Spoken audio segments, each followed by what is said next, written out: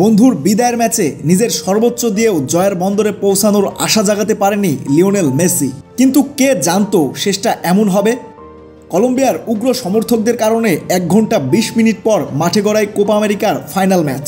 তবে ম্যাচের শুরু থেকেই আর্জেন্টিনাকে বেশ চাপে রাখে কলম্বিয়া। একের পর এক আক্রমণে ব্যস্ত থাকেন হামেস রদ্রিগেজরা। অন্যদিকে আর্জেন্টিনাও বেশ কয়েকবার হানা দিয়েছিল কলম্বিয়ার ডেরায়। তবে প্রথমার্ধে গোল করতে পারেনি কোনো দলই। আর্জেন্টিনা ম্যাচ শুরু করেছিল মানসিকভাবে পিছিয়ে থেকেই। প্রথমার্ধে মানসিকভাবে বিধ্বস্ত আর্জেন্টিনাকে খুঁজে পাওয়া যায়নি সেভাবে। ম্যাচের শুরুতেই গোলের সুযোগ তৈরি করে দেন আর্জেন্টিনা। আলভারেজের শট অল্পের জন্য চলে যায় পোস্টের বাইরে দিয়ে। খেলার 6 মিনিটে পাল্টা আক্রমণ করে বসে কলম্বিয়া।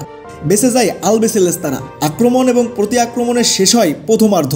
বল দখলে দুই দলই ছিল প্রায় সমানে সমান। দ্বিতীয়ার্ধে খেলা গড়াতে 66 মিনিটে ইনজুরি নিয়ে মাঠ ছাড়েন লিওনেল মেসি।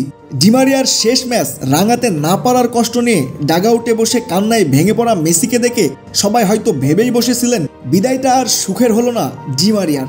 এরপরেও ব্যাক টু ব্যাক শিরোপার লড়াইয়ে হাল ছাড়েনি আর্জেন্টিনা।